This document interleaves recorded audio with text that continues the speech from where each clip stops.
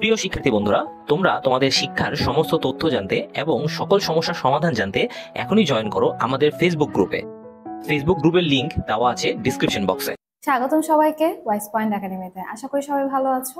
আজকে আমরা আলোচনা করব নবম শ্রেণীর বাংলার পঞ্চম অধ্যায় বিবরণমূলক ও বিশ্লেষণমূলক রচনা লিখি। এই অধ্যায়ের শুরুতেই তোমাদের বইয়ের পৃষ্ঠা নম্বর 100-তে বলেছে যে 4টি ধারাবাহিক ছবি দেওয়া রয়েছে। ছবিগুলো ভালোভাবে দেখে তার উপর ভিত্তি করে একটি বিবরণমূলক রচনা তৈরি করতে হবে এবং ছবির জন্য একটি করে অনুচ্ছেদ লিখতে হবে এবং রচনাটির আয়তন হবে 250 থেকে 300 শব্দের মধ্যে। এবং রচনার শুরুতে একটা শিরোনামও দিতে হবে। বিবরণ লেখার জন্য প্রয়োজনে আমার বাংলা খাতা ব্যবহার করা আছে। এইখানে তাহলে আমাদেরকে শুরুতেই কি করতে হবে, যেখানে ধারাবাহিকভাবে 4টি ছবি রয়েছে সেই 4টি ছবির জন্য বিবরণ লিখতে হবে 250 থেকে 300 শব্দের মধ্যে, যার প্রতিটি করে আলাদা আলাদা শিরোনাম দিতে হবে। প্রথমে আমরা যে ছবিটা দেখতে পাচ্ছি, এখানে দেখা যাচ্ছে যে সমুদ্রের 3টা লাল ফ্ল্যাগ মানে হচ্ছে বিপদ সংকেত হয়তো বোঝানো হচ্ছে। তো আসো আমরা পড়ে দেখি এর উপর ভিত্তি করে, ছবির উপর ভিত্তি করে কি লেখা যায়। প্রথমে আমাদের যদি একটা শিরোনাম দিতে হয়, তখন দেখা যাচ্ছে এখানে একটা সুন্দর শিরোনাম দিচ্ছি আমরা, ঘূর্ণিঝড়ের আগাম সতর্কবার্তা। আচ্ছা, এরপর ভিত্তি করে আমরা রচনাটি লেখি। চলো। মানব সৃষ্ট নয় এমন দুর্ঘটনা যা মানুষের আর্থসামাজিক অবস্থার উপর ক্ষতিকর প্রভাব ফেলে, তাই প্রাকৃতিক দুর্যোগ। বাংলাদেশে প্রাকৃতিক দুর্যোগের এক দীর্ঘ ইতিহাস রয়েছে। ভৌগোলিক দৃষ্টিকোণ থেকে বাংলাদেশের সৃষ্ট প্রাকৃতিক দুর্যোগগুলোর মধ্যে ঘূর্ণিঝড় অন্যতম। ঘূর্ণিঝড়ে বাতাসের তীব্রতা হয় অনেক বেশি, সমুদ্রে জলোচ্ছ্বাসের সৃষ্টি হয়। প্রতি বছরই এপ্রিল, মে এবং অক্টোবর, নভেম্বর মাসে বাংলাদেশে ছোট বড় ঘূর্ণিঝড় আঘাত হানে। প্রবল শক্তি সম্পন্ন এই ঝড়ে বাংলাদেশে সবচেয়ে বেশি ক্ষতি হয় দেশের দক্ষিণাঞ্চলের জেলাগুলোতে। ঘূর্ণিঝড়ের কবল থেকে উপকূলীয় অঞ্চলের মানুষকে রক্ষার জন্য জারি করা হয় আগাম সতর্কবার্তা। ঘূর্ণিঝড়ের আগাম বার্তা হিসেবে উপকূলীয় অঞ্চলে সামুদ্রিক ঝড়ের জন্য 1 থেকে 11 নম্বর এবং নদী বন্দরে 1 থেকে 4 নং সতর্কতা সংকেত দেওয়া হয়। এসব অঞ্চলে ঝড়ের আগেই সতর্কতা জারির মাধ্যমে মানুষকে নির্দিষ্ট আশ্রয় কেন্দ্রে সরিয়ে নেওয়া হয়ে থাকে। ঝড়ের আগাম বার্তা ঝড়ের ক্ষয়ক্ষতিকে কমানোর ক্ষেত্রে গুরুত্বপূর্ণ ভূমিকা পালন করে থাকে। মানুষকে আগে থেকে সতর্ক করার মাধ্যমে দুর্যোগ পরবর্তী কাজগুলোকে অনেক সহজ করা সম্ভব হয়ে ওঠে। সুতরাং জানমালের ক্ষয়ক্ষতি হ্রাস ও দুর্যোগ পরবর্তী কাজগুলো যথাযথভাবে সম্পূর্ণ করার ক্ষেত্রে ঘূর্ণিঝড়ের আগাম সতর্ক বার্তার গুরুত্ব অপরিসীম। আশা করি তোমরা বুঝতে পেরেছো। এটা ছিল প্রথম চিত্রের উপর ভিত্তি করে লেখার রচনা। এরপর আমরা যদি দ্বিতীয় ছবিটি দেখি, দ্বিতীয় ছবিতে দেখতে পাচ্ছি যে ঘূর্ণিঝড় হয়ে যাবার পরবর্তী অবস্থা, যে ভারী ঘর ভেঙে গিয়েছে, ঘরের টিনের চালা মধ্যে টিন উড়ে গিয়ে পড়েছে, গাছ ভেঙে পড়ে গিয়ে রয়েছে, নৌকা মাঝখান থেকে ভেঙে পড়ে রয়েছে।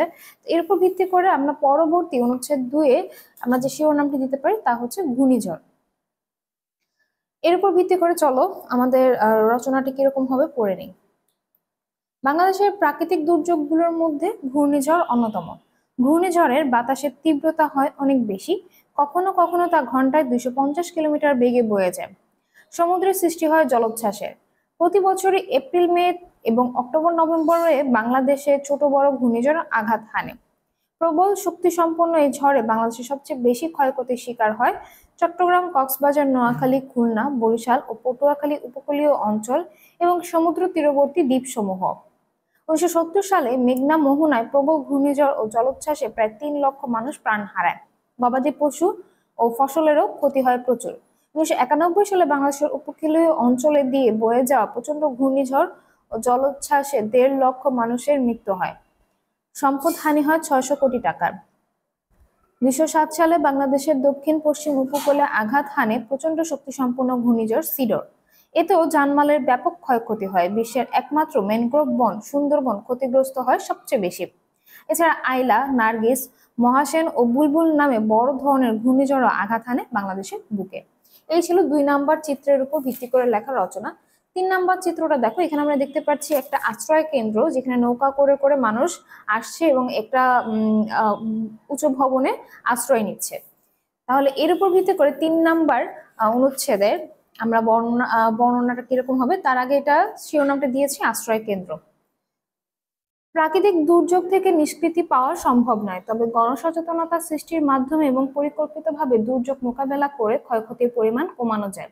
ঝড়ের পূর্ব প্রস্তুতি হিসেবে আশ্রয় কেন্দ্রের গুরুত্ব অপরিসীম, কারণ ঝড়ের আগে মানুষকে নির্দিষ্ট আশ্রয় কেন্দ্র নিয়ে প্রাণহানির সংখ্যা অনেকটাই কমানো সম্ভব হয়। ঘূর্ণিঝড়, বন্যা বা অন্যান্য প্রাকৃতিক দুর্যোগের পূর্বে নির্দিষ্ট এলাকার মানুষকে আশ্রয় কেন্দ্রে নিয়ে প্রাণহানি কমানো সম্ভব। বিভিন্ন প্রাকৃতিক দুর্যোগ থেকে জনগণ ও জানমালের ক্ষয়ক্ষতি কমাতে আশ্রয় কেন্দ্র খুবই গুরুত্বপূর্ণ ভূমিকা পালন করে থাকে। তবে বিভিন্ন প্রাকৃতিক দুর্যোগ থেকে জনগণকে রক্ষার জন্য যে আশ্রয় কেন্দ্র নির্ধারণ করা হয়, সেই আশ্রয় কেন্দ্রগুলোকে যথাযথ পর্যবেক্ষণ ও কাঠামোগত উন্নয়নের আওতায় রাখতে হবে। এতে করে দুর্যোগের ক্ষতির পরিমাণ অনেকাংশে কমিয়ে আনা সম্ভব হয়ে উঠবে। এই ছিল 3 নাম্বার ছবির উপর ভিত্তি করে লেখা পড়েছেন। এরপর 4 নাম্বার ছবিটা যদি আমরা দেখি, তাহলে দেখো এখানে দেখতে পাচ্ছি ঝড়ের পরবর্তীতে যেসব ক্ষয়ক্ষতি হয়েছে তা পূরণ করা হচ্ছে। এখানে ছেলে মেয়ে, নারী পুরুষ সবাই কি করছে, বাড়িঘর তৈরি করছে, হাতে হাতে সবাই কাজ করছে, এরকম একটা দৃশ্য আমরা দেখতে পাচ্ছি। তাহলে এর উপর ভিত্তি করে অনুচ্ছেদের শিরোনাম এবং অনুচ্ছেদ কি হবে আসলে দেখে নেই। অনুচ্ছেদ 4 শিরোনাম দিয়েছি পুনর্বাসন কার্যক্রম। ছবিতে দেখা এই সময়কাল হলো প্রাকৃতিক দুর্যোগ পরবর্তী সময়কাল। প্রাকৃতিক দুর্যোগ আঘাত আনার পর আহতদের সর্বপ্রথম প্রাকৃতিক চিকিৎসা প্রদান করা হয় এবং গুরুতরভাবে আহতদের নিকটবর্তী হাসপাতালে প্রেরণ করা, নিহতদের সৎকার ব্যবস্থা করা, ঘূর্ণিঝড় সংঘটিত হওয়ার পর বাড়িঘর নির্মাণ করে দেওয়া, পুনরুদ্ধারের জন্য স্বল্পমেয়াদী কার্যক্রম গ্রহণ করা ছাড়াও কোনো কোনো ক্ষেত্রে দীর্ঘমেয়াদী কার্যক্রম গ্রহণ প্রয়োজন হতে পারে। বাড়ির মেরামত করার পাশাপাশি রাস্তাঘাট, ব্রিজ, পুল, কালভার্ট মেরামত করা ও যোগাযোগ ব্যবস্থা পুনঃপ্রতিষ্ঠা করা, অপ্রয়োজনীয় বর্জ্য অপসারণ করার কাজটিও অধিক প্রাধান্য পায় এ পর্যায়ে। খাদ্য, পানীয়, বস্ত্র ও অন্যান্য প্রয়োজনীয় সামগ্রী সরবরাহ নিশ্চিত করা ও পুনর্বাসন কার্যক্রমের মধ্যে অন্তর্ভুক্ত। এই ছিল 4 নাম্বার ছবির উপর ভিত্তি করে লেখা অনুচ্ছেদটি।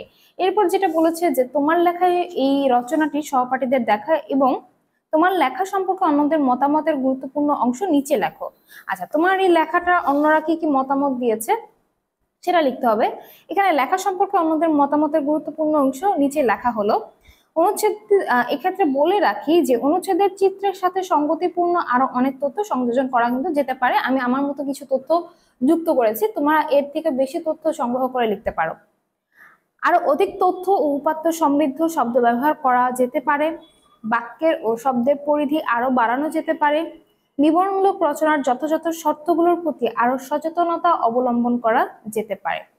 এই ছিল পৃষ্ঠা নাম্বার 100 থেকে 103 পর্যন্ত ছকের সমাধান। আশা করি তোমরা বুঝতে পেরেছো। পরবর্তীতে পৃষ্ঠা নাম্বার 104 ও 5 এর সমাধান নিয়ে তোমাদের সাথে কথা হবে, আলোচনা হবে। সেজন্য তোমরা আমাদের ভয়েস পয়েন্টের সাথেই থাকো, আমাদের চ্যানেলটাকে সাবস্ক্রাইব করে। পরবর্তী ভিডিওতে পরবর্তী ছকের সমাধান নিয়ে আলোচনা হবে। সবাই ভালো থাকবে।